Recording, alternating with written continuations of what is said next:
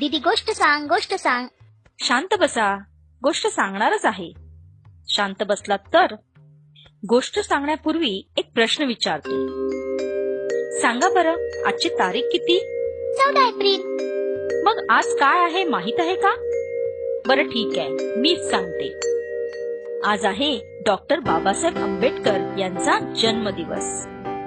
तेव्हाच सगळीकडे त्यांचे फोटो ठेवून हार घातले आहेत ना.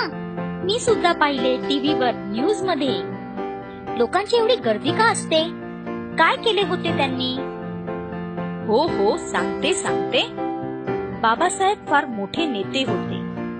गरीब आणि दीनदुबळ्या जनतेचे त्यांनी जातीभेदावरती कार्य केले होते. मग त्यांचीच गोष्ट सांग ना दीदी. हो सांगते, परंतु ही कहाणी खूप मोठी आहे.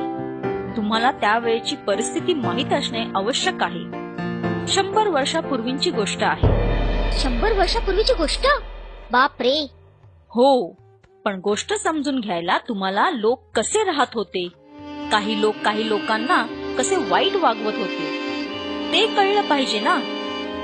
तर ऐका मुलांनो, बाबासाहेबांच्या जन्माच्या खूप आधी लोक 4 वर्ण म्हणजेच 4 गटात विभागलेले होते.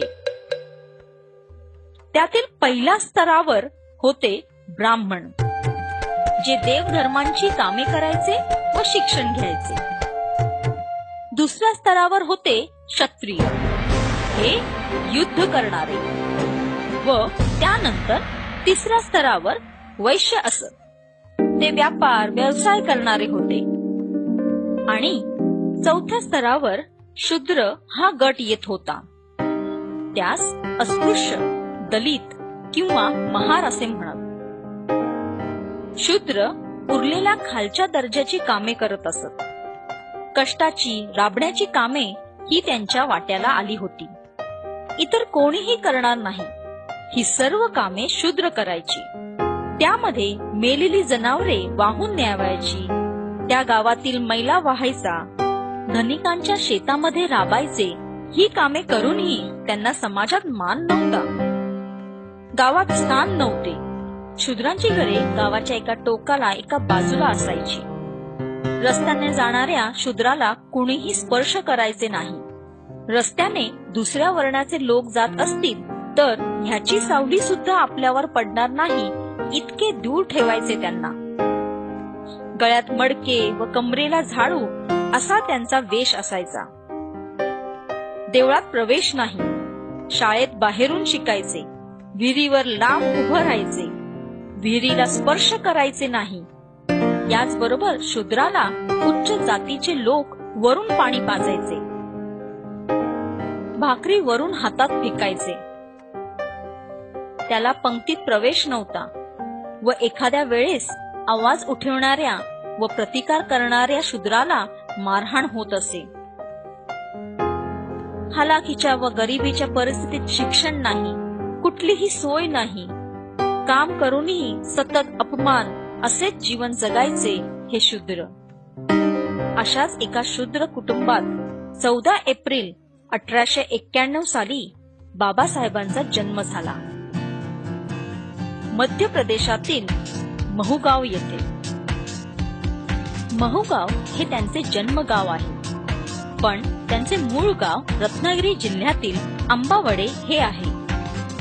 बाबासाहेबांचे पाळण्यातील नाव भीमराव, आईचे नाव भीमाबाई व वडिलांचे नाव रामजी. त्यांचे मूळ पूर्ण नाव होते भीमराव रामजी सकपाळ. शिक्षण घेत असताना त्यांच्या गुरुजींनी त्यांना स्वतःचे आडनाव दिले अंबावडेकर व त्याच नावाचे पुढे आंबेडकर झाले. बाबासाहेब म्हणजेच भीमराव हळूहळू वाढू लागले आणि या जगातील त्यांचा प्रवास सुरू झाला. मुलांनो, आतापर्यंत मी जे सांगितले त्यातील तुम्हाला काय काय कळाले सांगा बरं. मग आपण त्यांचा पुढचा जीवनक्रम पाहूया. मी सांगू दीदी. त्यावेळी लोक 4 गटात विभागलेले होते. त्यातील चौथ्या गटाला वाईट वागणूक मिळायची. त्यांना काय म्हणायचे? मी सांगू, शूद्र. आणि अशाच एका कुटुंबात बाबासाहेब जन्मले. अरे वा, चांगले लक्षात ठेवले तुम्ही. आता काही प्रश्नांची उत्तरे बरोबर आली तर चॉकलेट. विचार ना दीदी.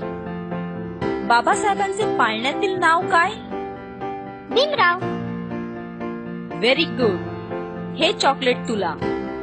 त्यांच्या वडिलांचे नाव काय? रामजी. आणि आईचे नाव काय? तू सांग छोटू. भीमाई. गुड. हे घे तुझे चॉकलेट. पूर्ण नाव कोण सांगेल? तू सांग. भीमराव रामजी सकपाळ. आता आपण त्यांना कोणत्या नावाने ओळखतो? मी सांगते. डॉक्टर बाबासाहेब आंबेडकर. अरे वा. आता त्यांचे जन्मगाव कोण सांगेल रे? मी सांगतो. महूगाव, राज्य मध्य प्रदेश. माझे चॉकलेट दे ना दीदी. आधी त्यांचे मूळ गाव सांगा. अंबावडे, जिल्हा रत्नागिरी. आता शेवटचा प्रश्न हा. त्यांची जन्मतारीख काय आहे? 14 एप्रिल 1891. अरे वा, बरीच माहिती कळाली हा तुम्हाला. आता आपण त्यांचा शिक्षण प्रवास पाहूया.